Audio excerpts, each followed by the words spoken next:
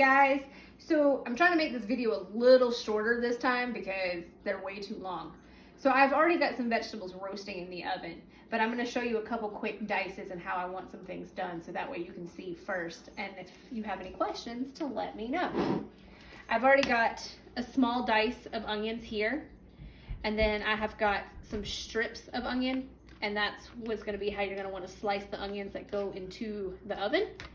I've got some small diced garlic and rosemary. When I say strip rosemary, this is what I mean, is you're just going to kind of pull it until all the little leaves fall off, which doesn't take much. And that's if you're using fresh. If you're not using fresh, the dried already looks like this. So win-win, but fresh tastes better. So what you'll do with that though is I'm going to use kitchen shears just because it's a little faster, it's a little easier. You're going to want to kind of cut those into some smaller pieces. Snip, snip. But you can use a knife, you can do the same thing and just kind of bring it into a pile over and over again and just kind of chop away.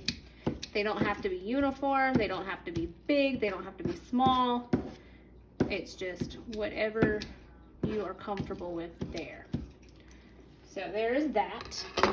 The carrots I'm going to ask you to slice at a diagonal angle and about 3/4 to a 1/2 inch thick.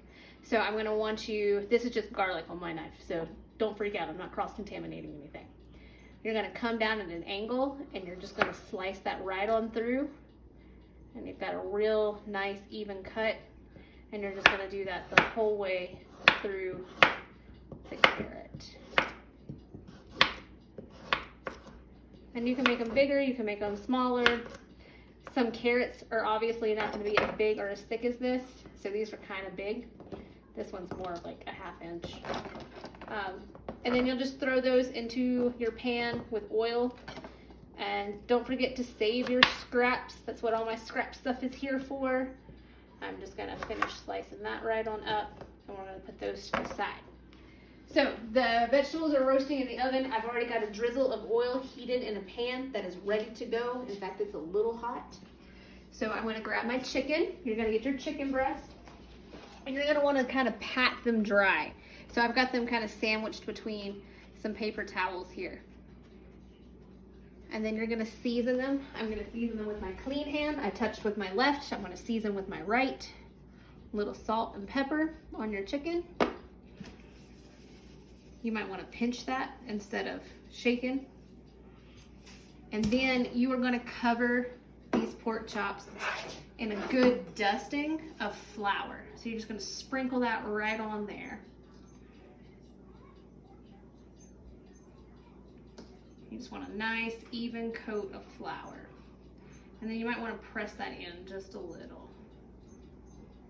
All right, so we're going to throw these guys right in the oven, or right in the skillet. And you're going to hear some sizzle, sizzle, pop, pop.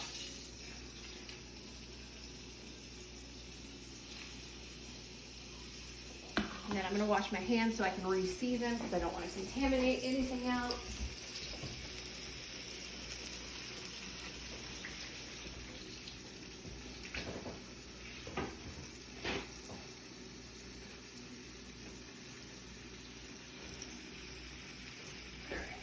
Season this side just the same. A little salt, a little pepper, and we're going to flour it as well. And you're going to cook these chicken breasts about 5 minutes on each side. So that comes to at least a minimum holding internal temperature of 145. I know that you're thinking, oh my goodness, you said 145. That's not right, chef. Poultry should be at 160.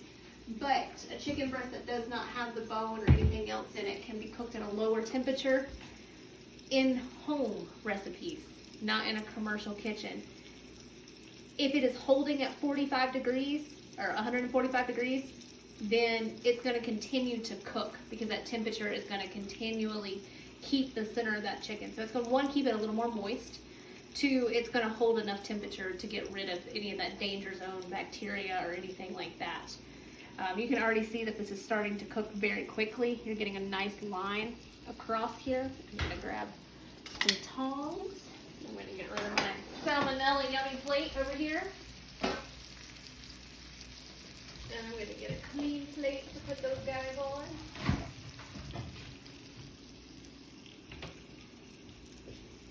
And you know what? These chicken breasts are pretty thin. They might not take a full 5 minutes or so.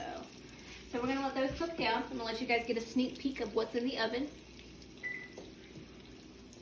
Because you're gonna wanna take all those vegetables that you dice, which are gonna be potatoes, sweet potatoes, carrots, onions. If you wanna add peppers, if you wanna add, let's see, you can add apple slices to it. And you're gonna toss them in oil and salt, pepper, and then you're gonna sprinkle half of that rosemary on the top of them and pop them in the oven at 400 degrees for about 20 to 30 minutes. So that's what that's gonna look like. See, we're figuring this whole video thing out and making it a lot faster and easier for you guys. And I've got Elizabeth again, so you guys are getting amazing quality video because she rocks. So these are starting to get not like halfway through, so we're gonna go ahead and flip them. They're not quite as brown as I want them yet, but I don't want one side to burn. So we're gonna let those kind of just hang out and cook. Actually, I'm gonna get that up a little higher. I've turned that to about medium low. Well, more of a it's like medium. So hopefully that will brown up quickly and be done. And we'll pull it to the side and then we'll make our sauce. I'm going to make a sauce out of my Better Than Bouillon. You guys know how much I love this stuff because it's faster, it's easier, and it keeps longer than chicken stock. If you don't have this, you can use chicken stock or chicken broth, or you can let me know, and I have plenty of this that I can share. What you'll do though is you're going to want to keep a tablespoon to 2 tablespoons of this stuff, depending on how much you're serving. It looks gross, I know, but it tastes amazing. So I'm going to use the concentrate because I don't keep stock on hand unless I make it. So waiting for the chicken to cook. Do you want to? Yeah.